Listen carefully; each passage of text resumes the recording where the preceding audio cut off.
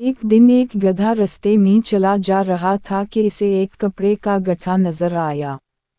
उसने जब ये गट्ठा खोला तो हैरान रह गया, उसमें शेर की खाल पड़ी हुई थी।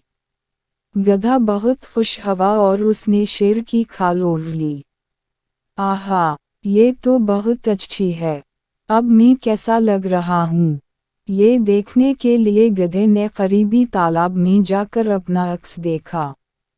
अब मैं शेर बन गया हूँ, अब मैं उन सबको मज़ा चखाऊंगा जो मेरा मजाक उड़ाते थे।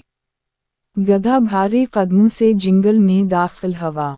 पहला जानवर जिसने शेर यानी गधे को देखा वो था हरण। शुश शेर।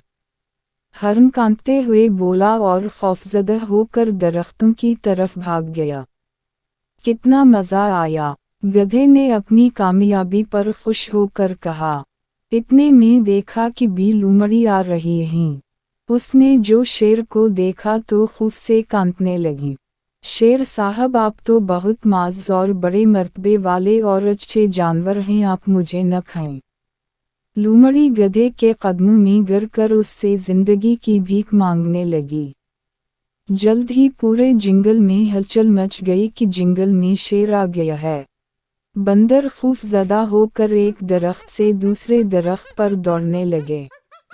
खरगोश अपने बलों में जाकर छपने लगे। कितने मज़े की बात है, अब मुझे उन्हीं शेर की तरह दहाड़ कर डरा देना चाहिए। गधे ने अपने आप से कहा और फिर शेर की तरह दहाड़ा। लेकिन उसकी दहाड़ में अलग ही आवाज़ निकली। घेंचू घेंचू। सब जानवरों ने ये आवाज़ सुनी और बाहर आ गए। उन्हें गधे की असलियत जानने में देर न लगी कि ये दरअसल गधा है जो शेर की खाल में आ गया है।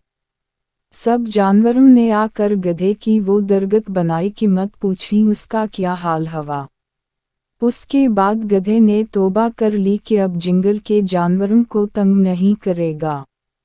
उस कहानी से हमें ये सबक मिलता है कि बेवकूफ़ जैसा भी भीस पहने उसके बोलने से ही उसकी बेवकूफ़ी का पता चल जाता है।